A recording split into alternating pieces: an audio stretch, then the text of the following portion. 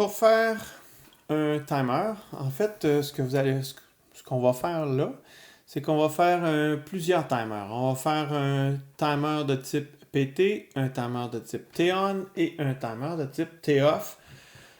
Si vous voulez avoir l'information sur les trois types de timers, vous avez à regarder les notes de cours que j'ai fournies sur le OneNote ou dans le fichier du fascicule C07. Donc, pour faire un timer, première chose que ça prend, c'est évidemment nos deux curseurs qui vont contenir euh, le temps depuis le début de l'exécution du logiciel, donc de la view en tant que telle. Là, je suis en train de chercher des notes pour être capable de suivre exactement. Donc, ce que vous avez donc besoin pour ça, c'est un petit timer.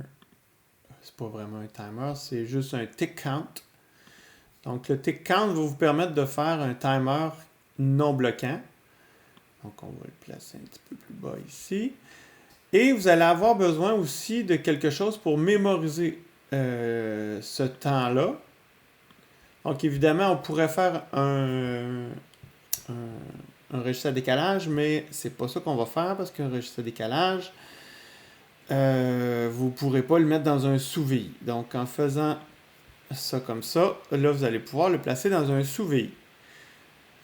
Donc, première chose, ça ici, on va initialiser notre valeur avec notre tick count, puis on va avoir cette valeur-là ici. Ça va être l'ancienne valeur, puis ça va être à chaque fois qu'il va être lu, à chaque tour de boucle, il va être lu. Donc, ça va être notre nouveau curseur. L'ancien curseur, ça sera celui-là qui va être mémorisé, qu'on va éventuellement bloquer. Donc, pour l'instant, on peut dire que ça, c'est notre état, notre ancien curseur. Donc, si on veut avoir le temps présent, ben, on a juste à soustraire les deux temps. Donc, je vais venir mettre un soustracteur. Donc, le nouveau temps moins l'ancien temps nous donne le temps présent. Ça, c'est le temps écoulé. Tatan! Voilà. Donc, ça, c'est l'ancien temps. Pour l'instant, on peut dire que c'est le temps qui va être ancien. Pour l'instant, on n'a pas encore vu comment on va faire pour faire un update dessus. On verra ça plus tard. Mais pour l'instant, ce qu'on peut voir, c'est que l'ancien temps par rapport au nouveau temps va nous donner le temps écoulé depuis l'ancien temps. Donc, imaginons qu'on a une valeur. Évidemment, ça ici, c'est à toutes les millisecondes. Donc, le temps qu'on a ici, c'est en millisecondes. Le temps écoulé, c'est en millisecondes. Si maintenant je veux allumer mes différents booléens en fonction d'une consigne, ben, je vais vérifier ce temps-là par rapport à la consigne si j'ai la bonne condition. Donc, pour ce qui est de PT, PT, c'est actif tant que le temps n'est pas atteint. Alors que le T-on, c'est l'inverse. C'est aussitôt que le temps, la consigne est dépassée ou bien qu'elle est exactement dessus, donc qu'elle est atteinte ou plus, ça va être actif. Donc, on a juste besoin, en fait, d'une comparaison. Donc, plus petit pour le PT. Et on a besoin de plus grand que. Comparaison, plus grand ou égal. Et donc, si la valeur du temps présent plus grand ou plus petit, c'est la valeur du temps présent par rapport à la consigne. Si le temps présent est plus petit que la consigne, tac, PT s'allume. Si le temps présent est plus grand ou égal que la consigne, T-on s'allume. Et T-off, c'est l'inverse de T-on. Fait que ça va nous prendre tout simplement un inverseur. C'est pas ça pour tout. Inverseur. Bon. On va reculer tout ça. Hop, hop, hop.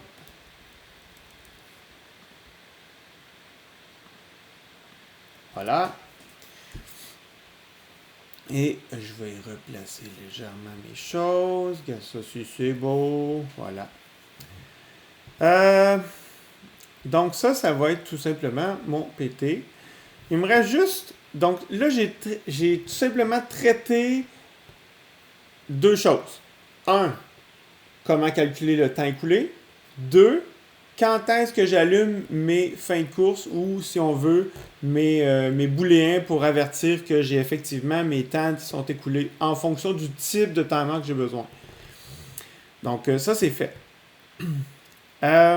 L'autre chose qui nous reste à faire, c'est maintenant comment je fais pour savoir si je veux un nouveau temps ou un ancien temps.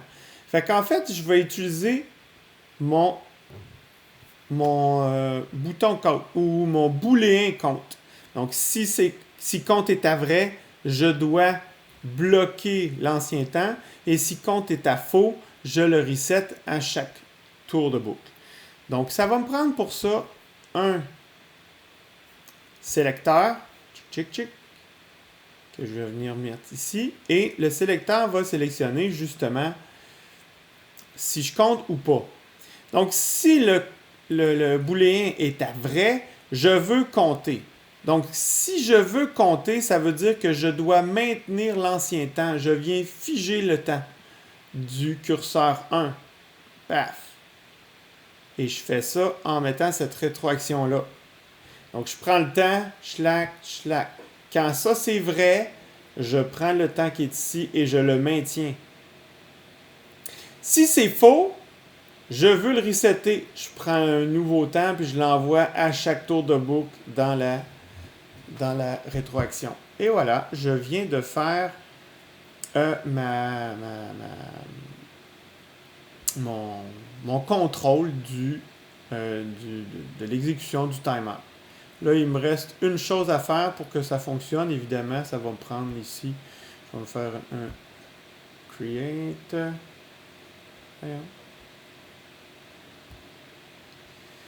Create control. Voilà. On va mettre ça comme ça. Et voilà. Et je vais pouvoir l'exécuter. Hop. Tac. Et voilà. Là, il y a un problème avec mon PT. Le PT, il devrait être actif seulement lorsque je compte. Donc, pendant l'incrémentation du compteur. Mais si mon compteur n'est pas actif, le PT ne devrait pas être actif.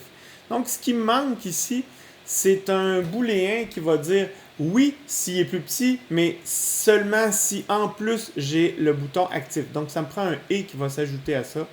Fait que je vais le stopper. Je vais venir me rajouter un et booléen. Clac, clac. On va déconnecter ça. Hop. Tracer. Ça, c'est beau. Et seulement quand ça, c'est actif, en plus que c'est plus petit que. Voilà. On va faire de quoi de beau. Hop. Hop.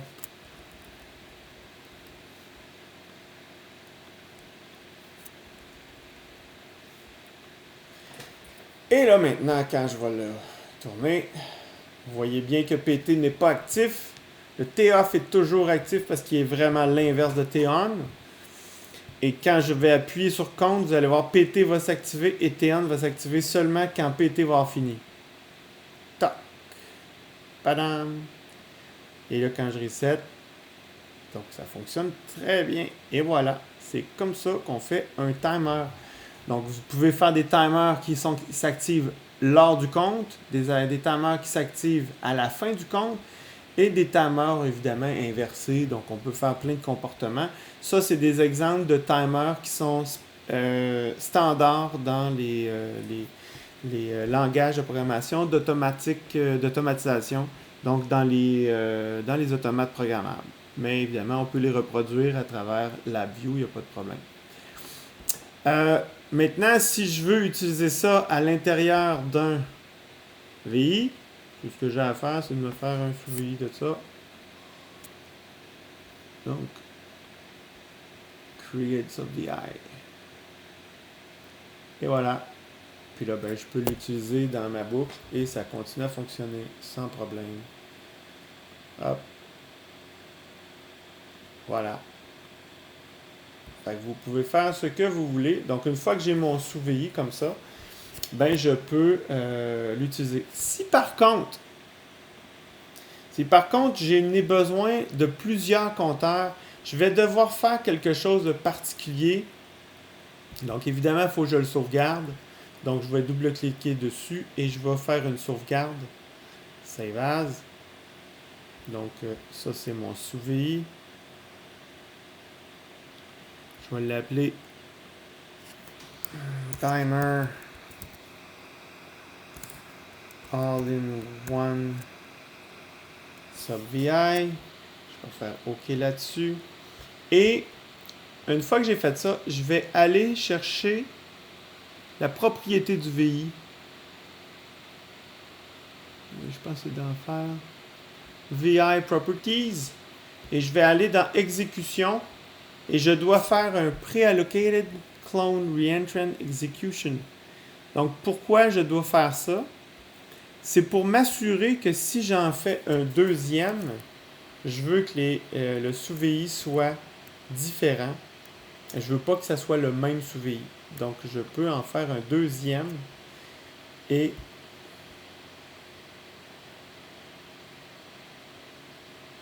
voyons. Create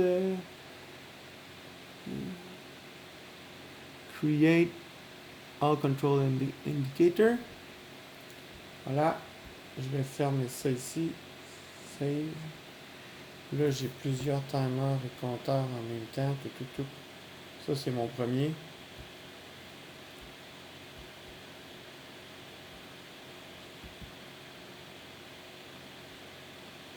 Ça, c'est mon deuxième. Regardez bien ce que ça donne. Je peux les rouler. Je pars lui, mais l'autre reste indépendant. Et les deux sont indépendants. Donc, je peux rouler plusieurs timers en même temps. Et le fait de les avoir séparés dans l'exécution, ça fait une différence au niveau de... je rentre pas dans... C'est pas la même partie de la mémoire. Donc, c'est pas le même timer. C'est deux timers distincts à partir de maintenant. Voilà pour le démo. Alors, amusez-vous bien avec ça.